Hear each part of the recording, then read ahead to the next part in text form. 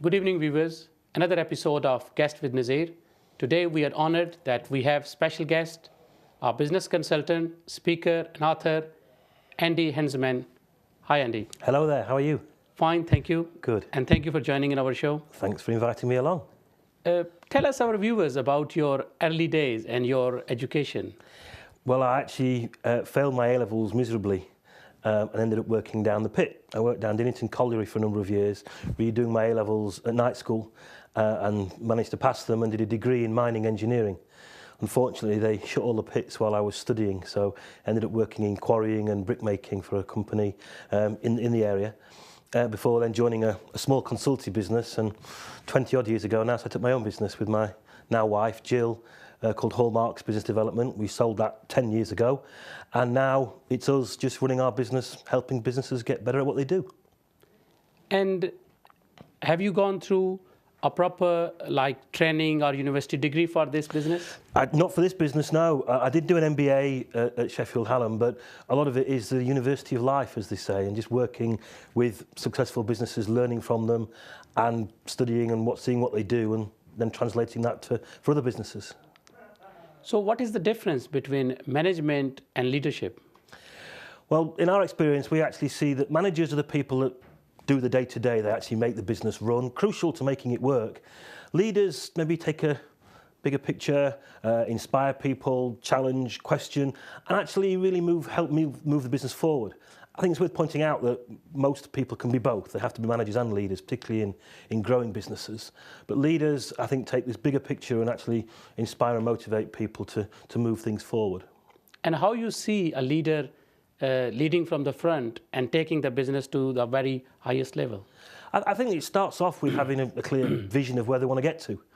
It's building a picture of where they want to get to, and more importantly, getting people to buy into that. And it's not just about having the financials, but it's just trying to paint this picture that we talk about businesses that create a vision that stimulates, excites, and inspires people. And a starting point is actually got to start by stimulating, exciting, inspiring them. So if they're first starting out in business, do they have a clear picture of where they want to get to? As they grow it, do they build that picture and get more and more people on board with doing it? And if we will do the comparison of success of a business and a leadership quality, so where you put the leadership quality in the whole scenario? I'd say it's the thing. I mean, the leaders, they shape the vision, but they also shape the culture of the business. They actually get people to buy into what they're doing. And we see in very, very successful businesses that the influence of the leader goes all the way through. Although one of the things I think we see successful leaders do is that they don't create followers, they actually create other leaders. So they create leaders at every level of the business. And I'd argue one of the real successes is that the business carries on without them. So it means, according to your vision, that a leader creates other member of team, but at the same time, he or she polish them. Absolutely, and they bring people on. But I think equally, I work with a lot of entrepreneurs that recognise that they're very good technically at what they do, but maybe aren't brilliant at looking after people. So they find other people to do that. So part of it also for me is recognising that, you know, strengths and weaknesses, but bringing other people on and finding different ways of doing it. Thank you. In your writing, I've noted that you have repeated 3D concept. So what is the 3D concept? 3D, we talk about being businesses that are dramatically and demonstrably different. And we've identified 7 characteristics through the 20-odd years we've been working with successful entrepreneurs, successful businesses. We've actually seen a number of things that they do. And the first one is that they get that vision thing, which comes back to the leaders. But dramatically and demonstrably different means that they are doing things that their competitors aren't, or even better, can't do. And it's a real mix of things. And it can be a very small business or a multinational business, but it's these whole things that, do they actually create fantastic customer experiences? Do they actually innovate? Do they get better at what they do? Do they market themselves so they stand out from the competition?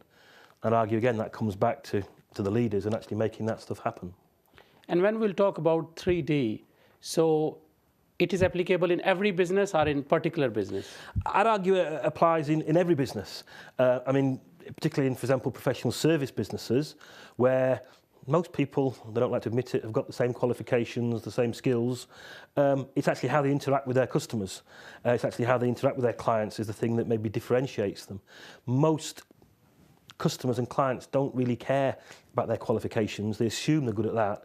There's all the other things that they do, and sometimes very simple things like do they treat them with respect? Do they return the calls on time, or do they even return the calls? You know, sometimes this can be quite simple stuff that competitors aren't or can't do. You also stress a lot on the satisfaction of the client in your writing. Yeah. So how you see a satisfied client and how he or she can be vital in coming days for our business? Okay, I mean, I think one of the things we talk about is satisfied clients get what they want on time, on budget. We talk about delighted customers, and not everybody likes the phrase customer delight, and it's not have a nice day or buy one, get 10 free, but we talk about exceeding customers' expectations. And as I say, sometimes that could be recognising them when they walk in and actually making them feel valued. It could be returning the calls on time. It could be doing things that they weren't expecting, going the extra mile that actually makes customers go, wow, these guys know what they're doing and they make me feel important. So it's not cheesy sort of schmaltzy stuff, it's genuine stuff that has to actually make the customers feel valued, and exceeding expectations is what it's all about. Thank you very much. And what is your view about the present business atmosphere around the world and investments? Well, I think, first of all, what we're seeing is that there does seem to be an upturn, certainly even just locally. I think that a lot of people are feeling more optimistic, and I think we're seeing that, although I think there's still, with a lot of people, there's a nervousness, there's a lot of uncertainty, which again very often means that people come to businesses that maybe are consistent in delivering. They want that element of guarantee, if you like, in terms of what's actually happening. But I think it's quite exciting times. But as a result of it, I think what we're also seeing, because of the globalisation of things, is that customer expectations are getting higher.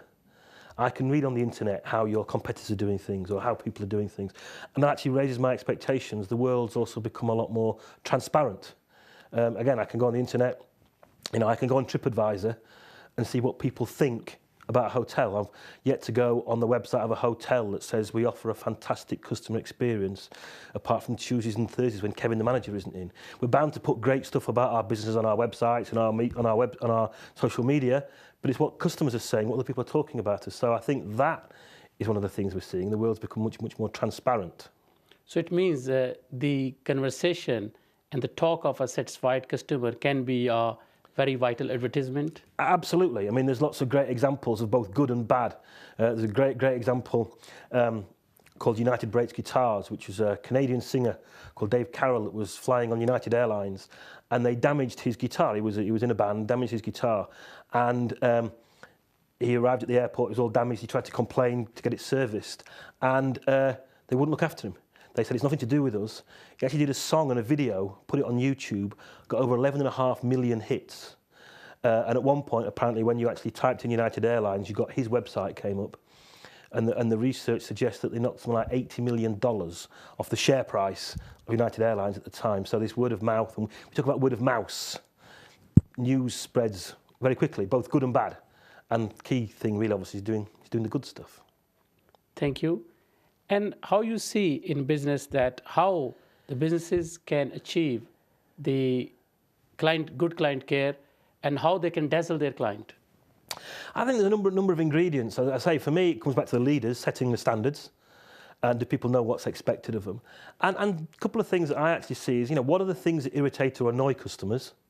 It might seem simple, but stop doing those things. But then actually sort of see if you can take it a little bit further. So the example for me could be, I could walk into a business and the lady on reception, the guy on reception says, who are you, what do you want? Or I could go into the reception and they'd say, hello, welcome. Or you could go into a business, I did some customer care training with them a few years ago, turned up at their offices 6 months later, walked in, and Andrew, the office junior, as I walked in, said, hi Andy, how are you doing? And I said, I'm fine, thanks. She goes, have you had a good trip from Sheffield? And I was, yeah, I thought it was quite impressive. She remembered I was from Sheffield. She goes, John, within a couple of minutes, can you hang on? I said, yeah, of course I can. She goes, do you want a cup of coffee while you're waiting? I said, that'd be lovely. She goes, it's black, no sugar, isn't it? I said, how do you know that? She goes, it's my job to know. And that, to me, is what this stuff is about, actually getting people at the front line to actually be empowered to actually make these things work and encourage them to do it. So it's not just sort of cheesy stuff. It's not everybody has to have their coffee as they want it, but it's making customers feel valued. But a starting point for me is, what are the things that irritate or annoy them? Stop doing it, and then try and do something dramatically different. It means your service, it's also personalized to them. It's so a very Absolutely. close touch to their life also. Absolutely. And there's various lines on this. So, for example, you could work with some businesses where they give their customers a birthday card. But not everybody would want to do that. That might not feel quite right. But I've got a client of mine, one of the things that they do, they send cards to their customers on the anniversary of being a customer. You've now been a customer of ours for 12 months. Thank you very much. Any incident you want to share, personal experience, which you see that is a story which will inspire other business people, that how they can learn from these inspiration stories? I think very, very simple things for me is about how you respond to customers. I was once staying in a hotel, and at the end of the stay, they gave me a little card to please let us know what you thought. And one of the questions was there any particular members of staff that impressed you? And I'd mentioned a particular lady that had helped organise this conference we were doing, said she was a great member of staff. And about 3 or 4 days later, I got a letter from the hotel manager saying, "Dear Andy, thanks so much for your feedback. We really appreciate it. Sarah was a great member of our team. We really appreciate you spotting her, and I'll pass that feedback on to her. Thanks very much." And simple stuff, but it was somebody asking me my opinion and then actually taking notice of it and actually responding to it. Unlike the business where I once bought a car and they asked me to fill in a form, and I wasn't happy with it. I bought this new car first time I ever bought it, my own car, and the inside wasn't very, very tidy. So I just wrote down sort of saying the car was a bit of a mess. And about 6 months later, I got a letter from their head office saying, "Thank you very much for filling in the feedback form. We were delighted that you were 100% happy with the service that we'd given." So don't ask me my opinion and then ignore it. So for me, it's just simple stuff like interacting with customers and making them feel valued. And how you see that if somebody wants to make their business successful, so I know the successful managers make the business successful, but how you see the staff, member of staff, or from receptionist to senior level management, how you see them? So what kind of behavior, what kind of culture you want to see there? Well, I think the starting point for me is this whole idea of establishing the culture. One of the characteristics we see in 3D businesses is that we talk about what we call an Uber culture. An Uber is everybody understands what's expected of them. So a starting point for me is spelling out the behaviours we want from our people. And that could be in terms of how we interact with customers, how we do our jobs.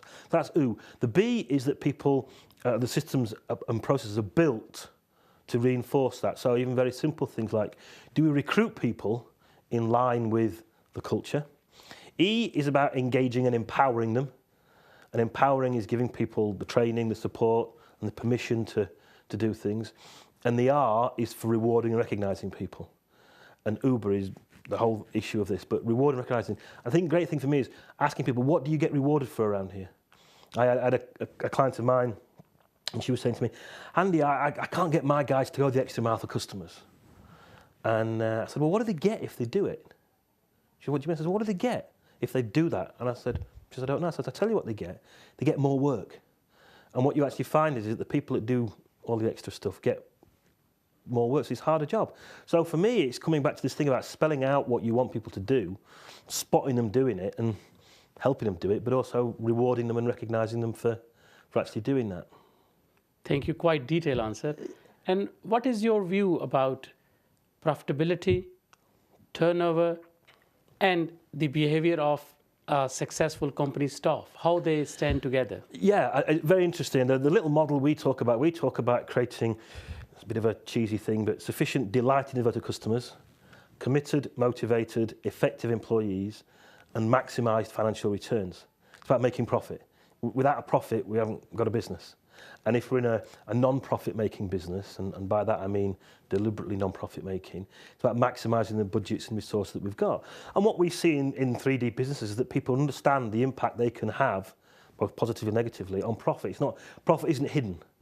It's something that actually gets talked about. I work with one client, when I got a senior team together, I often take businesses away for the day and look at where they're going. And the senior guy had this, I've got a great idea how we can create delighted customers, Andy. I said, what's that? He says, "Oh, well, we'll give them all a 40% discount. That'll delight them." I said, "Well, why don't we make them ecstatic and let them have the stuff for free?" It's got to make commercial sense. So I think we see in 3D businesses that profit is not a dirty word. People understand it. More importantly, they understand the impact they can have on that. So it's sharing the information in a way that people can use it to get better at what they do. Thank you. Now we have some rapid fire question for you. Okay. Your favorite food? My favourite food is aromatic crispy duck. Good. And your favorite place for visiting or for holidays? We're very lucky. We have a place in Portugal on the Western Algarve. We go down there quite a lot, so that's very, very pleasant, very nice. But I just love exploring. So I lived many years ago in San Diego, California, and that still has a place in my heart. I'd love to go back there. And your favorite sport? It's football. Well, I say it's football. It's Sheffield United, I'm afraid. But I'm a passionate Blade. Go there every Saturday. And who is your favorite player? My favourite player ever is Tony Curry. He's getting on a bit now, and I don't think there are many players at the moment that can match up to him. Thank you. And what is your message, especially the businessmen who are listening our show and watching us? So what is your message to them, how they can achieve their goals, and what is the key to success in their businesses? I'd say the first thing is to set those goals, and not just finance. Paint a picture of how you want it to be. Get people to buy into that, whether it's your team, whether it's suppliers, even your customers, and just drive it forward. You know, make it happen and have a real go. And any charitable project you support or you work in your life? Yeah, one of the businesses, and it is a business that we sort of support, is the really neat college here in Sheffield that actually does a hell of a lot of great work helping kids not in education and employment. And Sophie, who runs that, is actually an inspiration. She does a lot of this stuff, creates a vision. She's going to take it around the country to actually make this stuff happen. We do a lot of work helping her, just supporting her and making it work, because times are tough to actually help these kids. And in terms of charity work, how you see the importance for businesses, because businesses can help a lot. Yeah. What is your message on this? I think it's part of the whole maximising financial returns thing is giving to receive. And I think one of the things for me is that it's not just about profit, it's actually helping businesses do that. I think one of the things that a lot of charities could do with is business help and support in terms of expertise and knowledge. So, you know, even if you can't give money, give time and actually help them do it. Thank you very much. Viewers, I hope you have enjoyed today's episode. Thank you very much for joining us. Keep watching Sheffield Live. Andy, thank you very much for joining in my show. Thank you very much. Thank you very much. Thank you. Thank you.